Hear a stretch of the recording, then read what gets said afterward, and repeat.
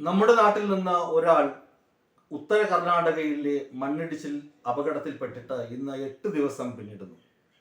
ഇതുവരെ യാതൊരു വിവരവും ഇല്ല. ഗംഗാവാലി പുഴയിലുണ്ടോ അതോ ദേശീയപാതയിൽ തന്നെ ഉണ്ടോ എന്നൊന്നും വ്യക്തമായ വിവരം നൽകാൻ രക്ഷാപ്രവർത്തകർക്ക് കഴിയുന്നില്ല. ഇത് വളരെ ഭീതിതമായ അവസ്ഥയാണ്. ഒടുവിൽ അപകടത്തിൽപ്പെട്ട യുവാവിന്റെ വീട്ടുകാർ തന്നെ പറയുന്നു, അദ്ദേഹത്തെ ഇനി ജീവനോടെ കിട്ടുമെന്ന് തോന്നുന്നില്ല, ആ പ്രതീക്ഷ ഞങ്ങൾക്ക് നഷ്ടമായെന്ന്. എന്തൊരു കഷ്ടമാണ്, എന്തൊരു തീരാ വേദനയാണ് ആ കുടുംബത്തിലുള്ളത്. അർജുൻ എന്നാണ് ആ ചെറുപ്പക്കാരൻ്റെ പേര്. ഇതൊക്കെ എല്ലാ പ്രേക്ഷകർക്കും അറിയാം. ഒരു ലോറിയുമായി പോയതാണ് ആ യുവാവ്.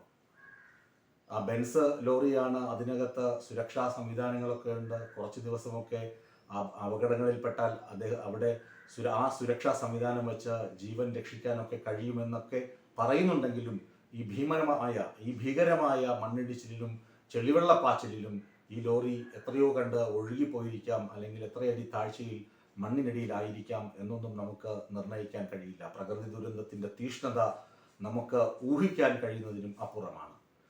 ഇപ്പോൾ സൈന്യമാണ് രക്ഷാപ്രവർത്തനങ്ങൾക്ക് നേതൃത്വം നൽകുന്നത്. അതിനിടെ കഴിഞ്ഞ ദിവസം കേരളത്തിൽ നിന്നുള്ള 150ഓളം വരുന്ന രക്ഷാപ്രവർത്തകരെ കർണാടക പോലീസ് ഓടിച്ചു വിട്ടു.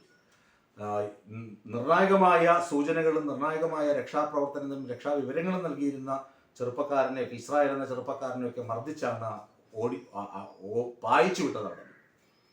അപ്പോൾ കർണാടകയ്ക്ക് എന്തോ ഒരു താല്പര്യമുണ്ട്. കേരളം മേൽക്കൈ എടുക്കാൻ പാടില്ലെന്നോ കേരളത്തിന്റെ ഇടപെടൽ പാടില്ലെന്നോ എന്നൊക്കെ ഒരു താല്പര്യമുണ്ടാകാം.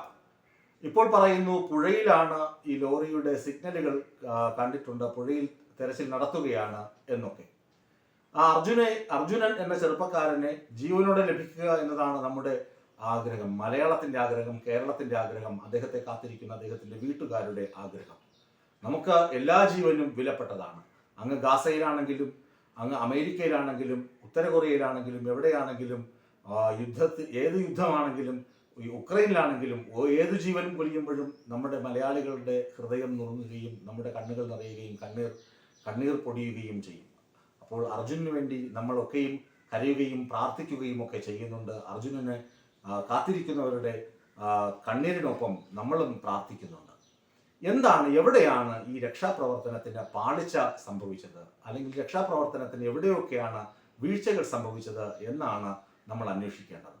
ഇനി ഇങ്ങനെ ഒരു ദുരന്തമുണ്ടായാൽ എത്രയും പെട്ടെന്ന് എന്തൊക്കെ രക്ഷാപ്രവർത്തനങ്ങളാണ്, എന്തൊക്കെ അടിസ്ഥാന സംഭവങ്ങളാണ് ഒരുക്കേണ്ടത് എന്ന് അറിഞ്ഞിരിക്കേണ്ടതുണ്ട്.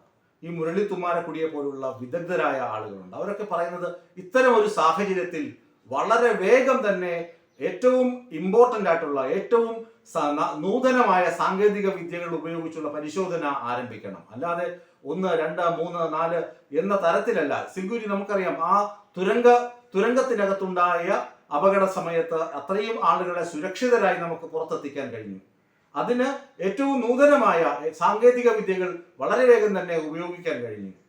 അതിന് അവിടെ റാറ്റ് ഹോൾ മൈനേഴ്സ് എന്ന് പറയുന്ന, അതായത് എലി തുരന്നു പോകുന്നത് പോലെ തുരന്നു പോകാൻ കഴിയുന്ന തരത്തിലുള്ള എക്സ്പേർട്ട് ആയിട്ടുള്ള ആളുകളെ കൊണ്ടുവന്ന് മറ്റ് മൈനേഴ്സിനെ, അതായത്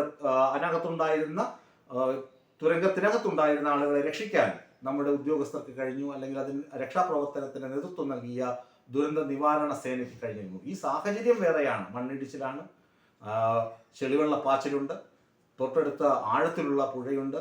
ഈ പുഴയിലാണോ ഈ ലോറിയും അർജുനും ഉള്ളത് എന്നറിയില്ല. ആഴത്തിലുള്ള മണ്ണിനടിയിലാണോ ഉള്ളതെന്നറിയില്ല. മണ്ണിനടിയിലാണെങ്കിലോ വലിയ വലിയ പാറകളാണ് മലയിൽ നിന്ന് ഇടിഞ്ഞു വന്നത് എന്നറിയില്ല. ഇപ്പോൾ സിഗ്നലുകൾ ലഭിക്കുന്നുണ്ട്. സിഗ്നലുകൾ ലഭിക്കുമ്പോൾ ചിലയിടത്തേക്ക് എത്തുമ്പോഴേക്കും പിന്നെ അത് കട്ടായി പോകുന്നുണ്ട്. കാരണം പാറയിൽ തട്ടി പാറ പൊട്ടിച്ചാൽ മാത്രമേ പിന്നീട് അങ്ങോട്ട് പോകാൻ കഴിയുന്നുള്ളൂ. പാറ പൊട്ടിക്കുക എന്ന് പറയുന്നത് ഭഗീരഥ പ്രയത്നമെന്നാണ് രക്ഷാപ്രവർത്തനത്തിന് നേതൃത്വം നൽകുന്ന ഉദ്യോഗസ്ഥർ അഭിപ്രായപ്പെടുന്നത്.